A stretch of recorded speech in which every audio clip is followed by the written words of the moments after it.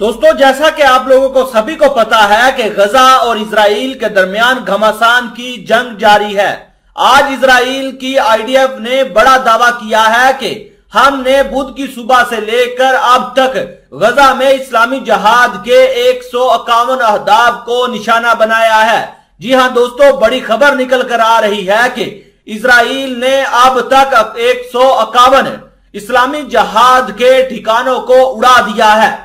आप अपनी स्क्रीन पर इस चीज का प्रूफ भी देख सकते हैं कि आईडीएफ ने बुध की सुबह से गजा में इस्लामी जहाद के 151 अहदाफ को निशाना बनाया है। गजा ने बुध की सुबह से जुमेरात की शाम 8 बजे के दरमियान इजराइल पर 803 रॉकेट फायर किए थे। आईडीएफ ने उसी टाइम गजा में 151 फजाई हमले किए और इन इस्लामी जहाद के 151 ठिकानों को तबाह कर दिया। आईडीएफ ने इस्लामिक जहाद के रॉकेट कमांडर अली गाली को जुमेरात की सुबह तकरीबन 1 बजे और इसके नायब अहमद अबू दाका को जुमेरात की शाम 4:30 बजे के करीब हलाक कर दिया। जुमेरात की रात तक हमास ने यह कहना जारी रखा कि वो इस्लामी जहाद के एक इंटेलिजेंस ने अपना मौकफ बरकरार रखा कि आईडीएफ मुश्तरका ऑपरेशन रूम चला रही है, लेकिन हमास बहुत ज्यादा लड़ाई से बाहर है। अगरचे इस्लामी जहाद ने बुध की रात 11:55 पर कोई रॉकेट फायर नहीं किया था और जुमेरात के बेशतर हिस्से में सिर्फ 40 के करीब रॉकेट फायर किए थे। ढाका के मारे जाने के कुछ ही अरसे बाद दहशतगर्द ग्रुप ने एक और बेराज शुरू किया।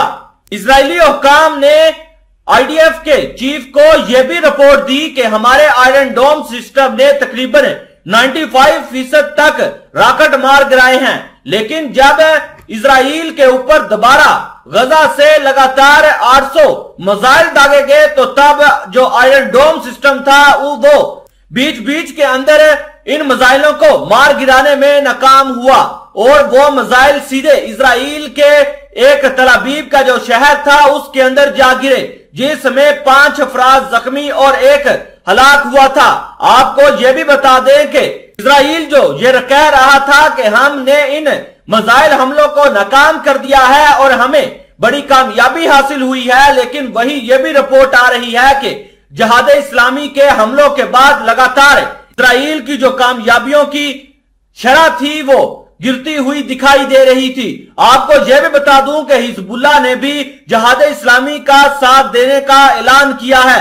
उन्होंने कहा कि वक्त आने पर हम जहाद इस्लामी के साथ मिलकर इजराइल के ऊपर गोले बरसाएंगे।